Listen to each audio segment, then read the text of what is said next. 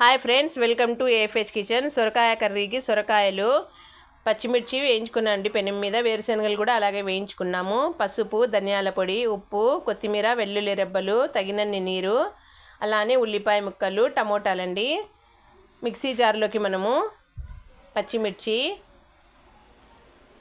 వేయించిన పల్లీలు, ఉప్పు, కొత్తిమీర, వెల్లుల్లి రెబ్బలు కూడా వేసి కొద్దిగా వాటర్ వేసేసి మిక్సీ పట్టేసుకుందామండి. దీన్ని పక్కన పెట్టేసుకొని కుక్కర్లో ఆయిల్ వేసుకుందాము. ఇందులో ఉల్లిపాయ ముక్కలు,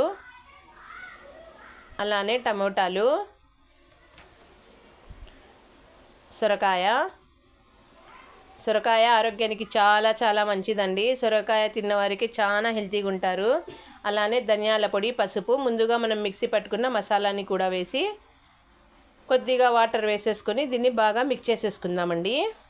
చూడండి, బాగా మిక్స్ చేసేసుకున్న తర్వాత ఇంకొన్ని నీరు పడతాయండి. నేను ఇంకొన్ని వాటర్ అయితే వేసేసుకుంటున్నారు. 3 స్టీములు పెట్టేసుకున్నానండి. 3 స్టీముల తర్వాత కర్రీ అయితే పర్ఫెక్ట్గా కుక్ అవుతుందండి. చూడండి ఎంత పర్ఫెక్ట్గా కుక్ అయిందో. చూడండి, సొరకాయ ఎంత మంచిదంటే ఆరోగ్యానికి.